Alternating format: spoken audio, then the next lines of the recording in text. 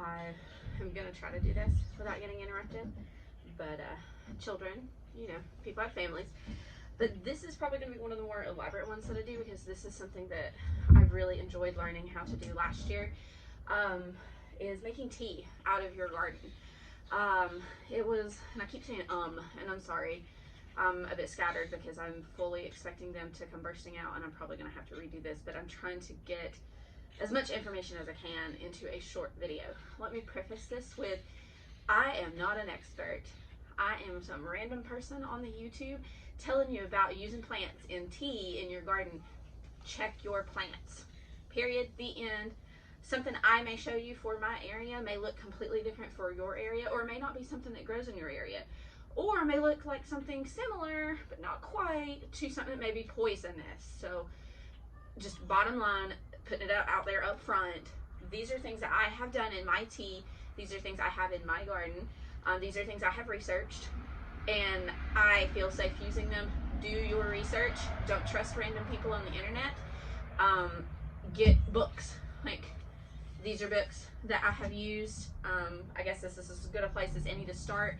Last year, I started making some herbal teas out of my garden, and this is one of the best ones that I got that helped me. This one had a lot of information in it about which plants like what weather and what climates and where to plant them, and their soil contents and which ones grow better together, and recipes and all kinds of information. This is one that I have used multiple times. I've got the sticky notes all in it about the things that are in my garden and things that they are used for. This is another one that I just recently got from Tanya. Like, Tanya had a really good idea getting this. She's been using it with her kids. Just, this has a lot of woods knowledge in it. Like just any kind of foraging, mushrooms, leaves, trees, the whole 9 yards. It does have some tea things in it. And one of the things I'm going to talk about, it does have the lemon bee balm. That is something I'm wanting to get started in my garden.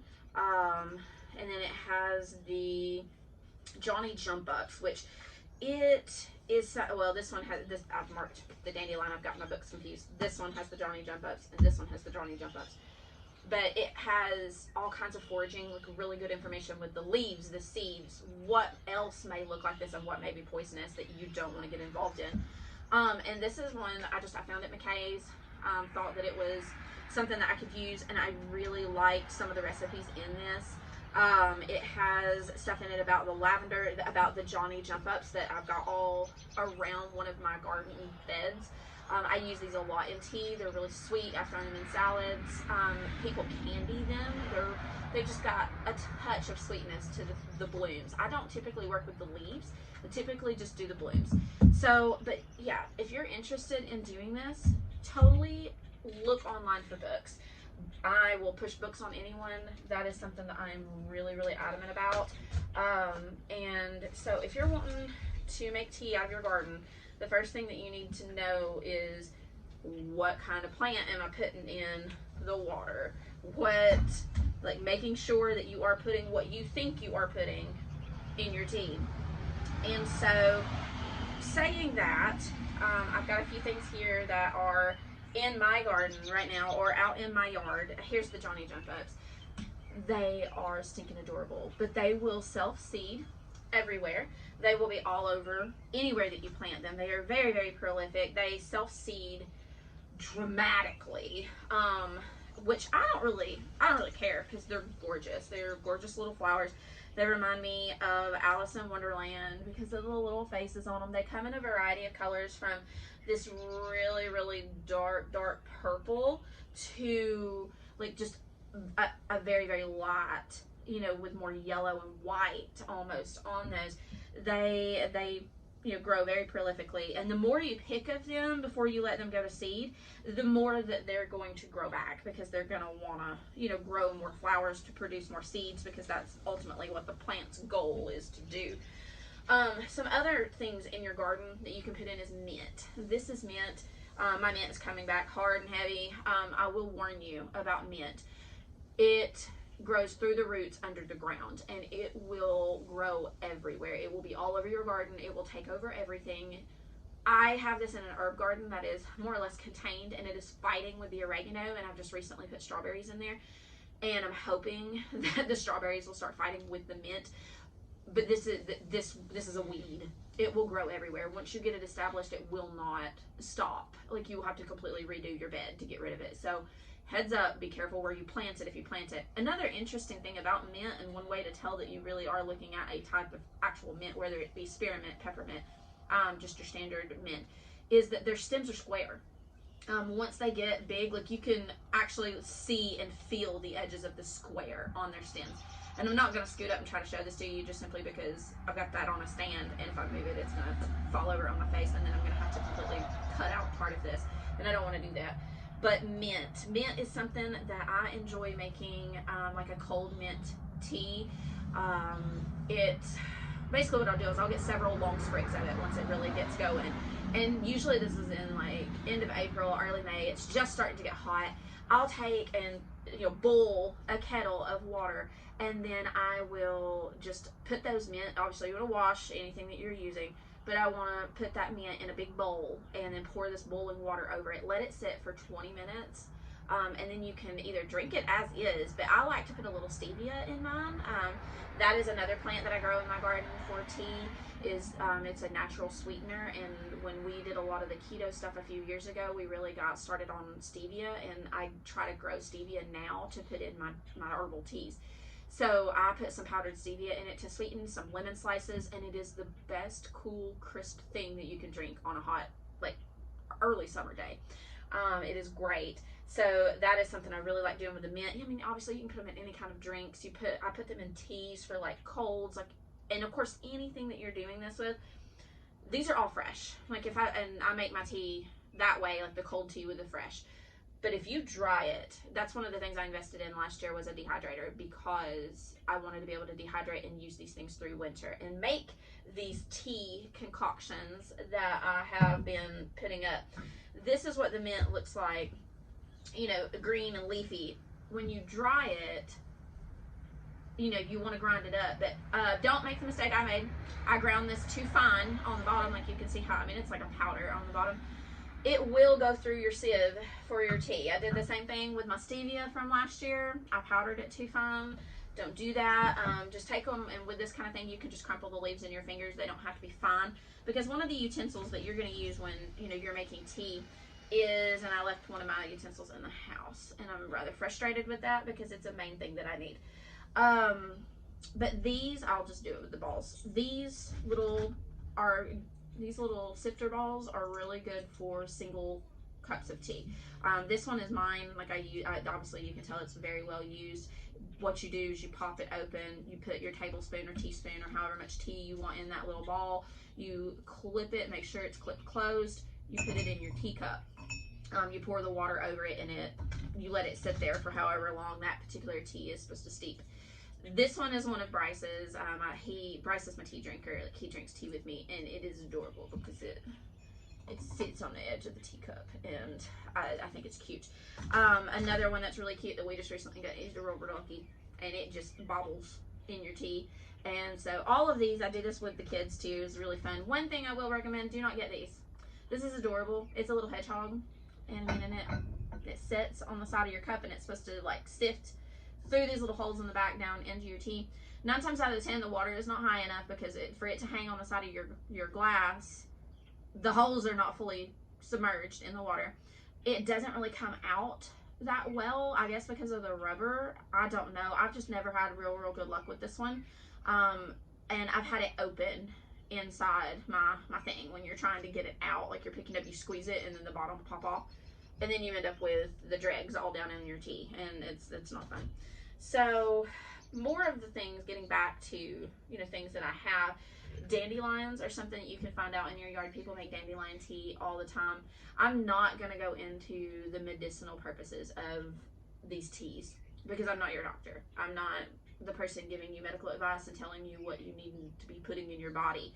I'm telling you this because this is something fun that people like to do. I like to do and experiment with out in the yard. If you're interested in the medicinal purposes of the things I am talking about, get you some books.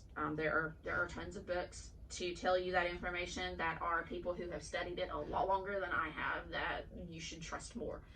But this is something, like, I had fried dandelion heads and they are really good.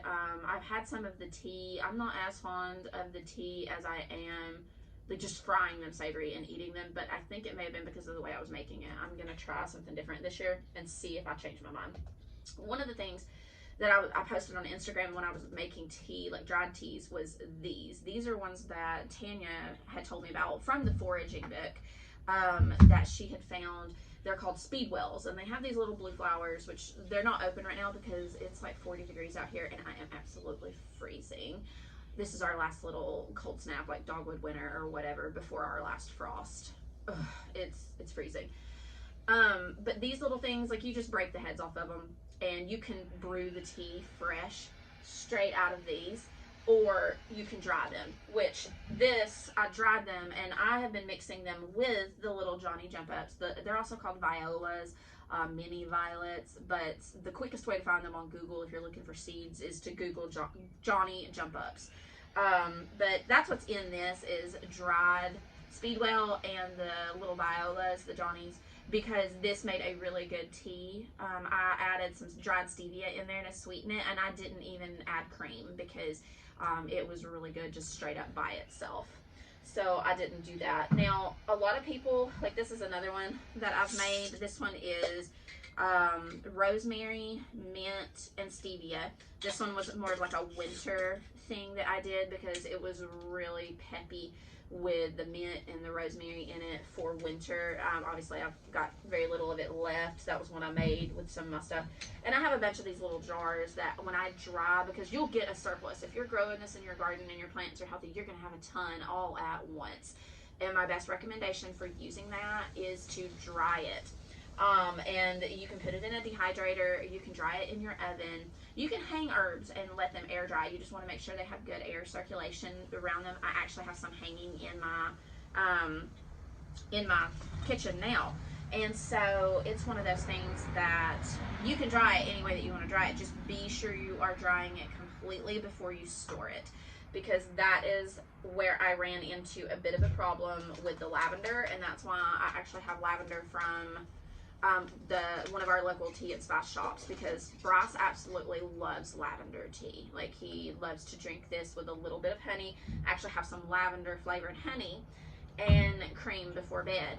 Well, I grew lavender last year, had quite a bit of it, thought I was drying it correctly, and apparently the container that I put it in had moisture in it. And when I went to open it back up a few weeks later to get some out to making tea, it was moldy. And obviously you're not gonna use that. So I did buy him some to make until we can get our lavender established out front. That's one of the things that I am doing right now, is I am in the process of getting a tea garden established up front. I want my front flower bed to be a little more useful. And so we have recently planted, if you've seen in some of the videos, but I think it's more on Instagram, that we've put out stevia plants, multiples of them. I've put out 4 lavenders, and which that's the English lavender. That's the one thing you want to be really cautious of. You want to make sure you're getting culinary lavender, because the other lavender, I actually have a jar of the other lavender, but I didn't bring it out here because I didn't want to confuse people. But the other lavender that you can get, it's not culinary. It is used in cosmetics, which is all great and good if you're wanting to make soaps, if you're wanting to make like hand creams, or if you're putting it, like I've been putting some of it in little satchels and putting it in the bed, like in your pillowcases, and doing that. And then, you know, that way you get that lavender smell. I put it in the dressers, you know, put it in with some sheets you're putting up in the closet, those kinds of things. But you guys see, I just put some of that dried mix in this. And I was going to make a bigger thing of this. I actually have a little thing that makes 2 cups at a time, and it looks like a little French press. And obviously, I left it in the house. And that was because I was very, very concerned that my youngest was going to be out here. He's been having a morning. But that is the speedwell and the violas. I'm going to let that steep for a minute, because I'm hoping, now I did this the other day, and it should still do it because it has the violas in it. And you know what? I'm just going to put a couple of these, because these are edible. I'm just going to put a couple on the top, make it really pretty. let them float around on the top of that tea, because I mean, presentation has a lot to do with things. But I do this for the fun and because I do enjoy tea. One of mine and Bryce's favorite things to do is to make tea before bed and then read like different types of poetry, like Shel Silverstein, and there's some out by Chris Riddle, and well, I think Chris Riddle does the illustrations and then like illustrates other people's poetry. But just funny, you know, nice, like just different little types of poems, you know, children's poems, just different poetries. And Bryce has started associating tea with that, which I kind of like. And so, talking about, you know, things that you put in your tea, this one is a rose infused honey that I got from a local lady at a farmer's market. And by the way, all these things I'm mentioning, I am not advertising for any of these people. They are not paying me, just in case YouTube gets weird about it. But these are all things that I enjoy with this, meaning, you know, these are things that you could probably find at your local farmer's markets, that you can find. I believe this is at World Market. But you can find a lot of the extra ingredients. I'm cross our fingers. I'm hoping to be able to do some of our own local honey in the coming, like, next year probably.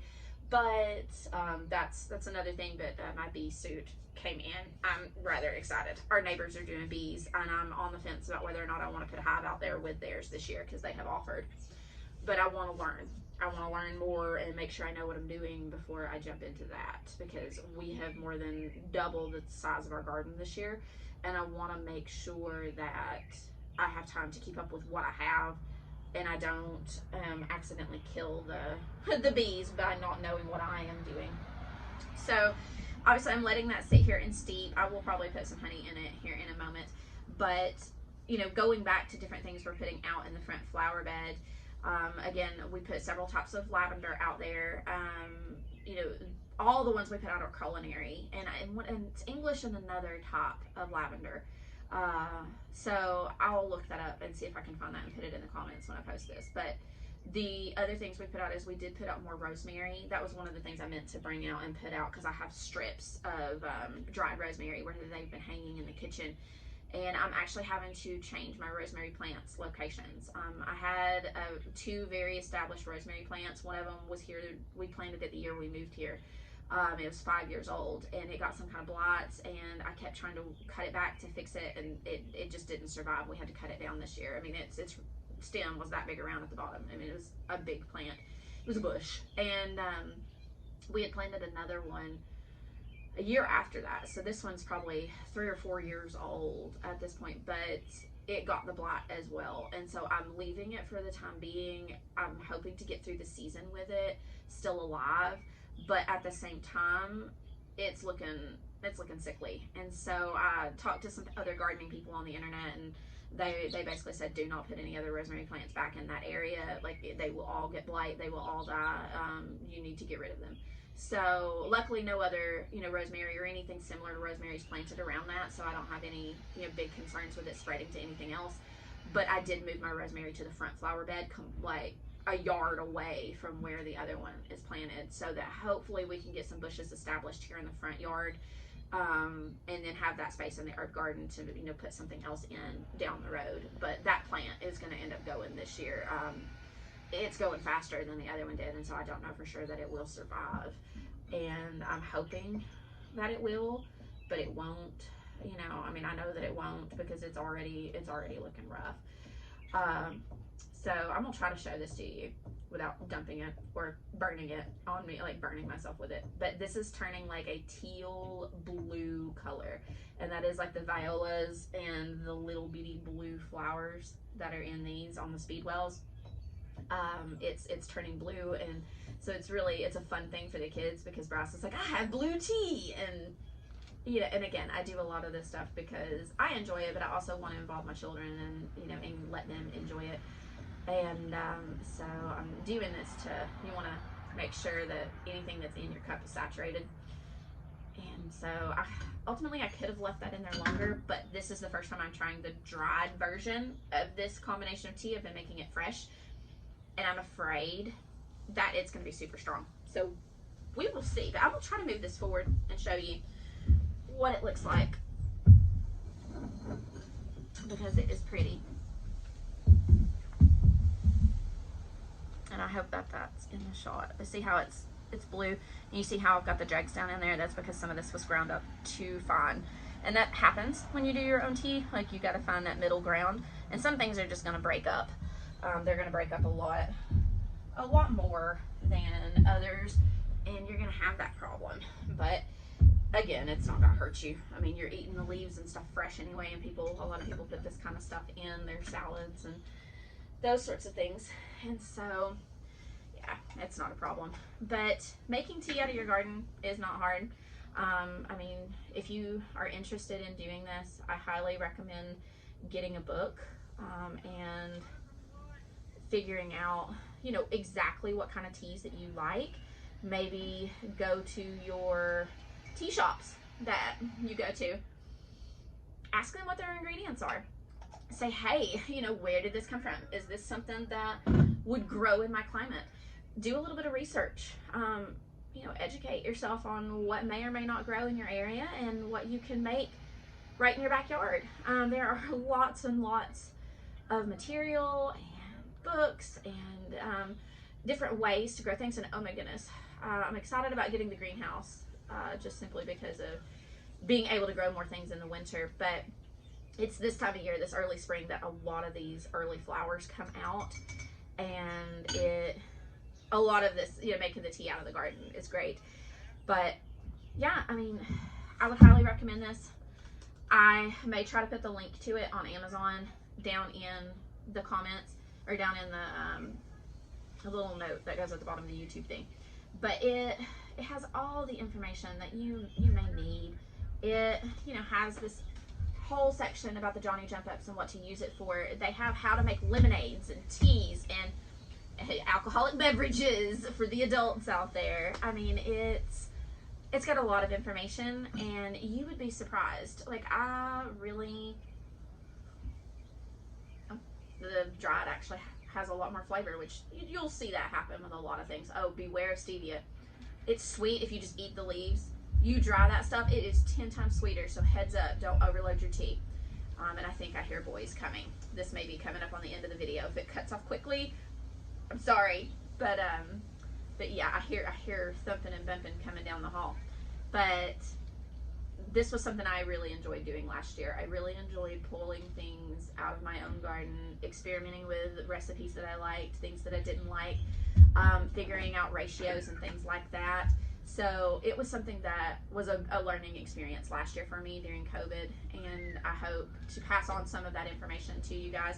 If you have questions, you know, feel free to ask. I'll try to answer, but my best recommendation is to find a book, look up the information, check several sources. They're going to be better at giving you an exact set of information on what is safe and what is good to grow in your area. But cheers, guys. I really hope that you learned something and you guys can enjoy tea. Ta-da, children! Bye, guys.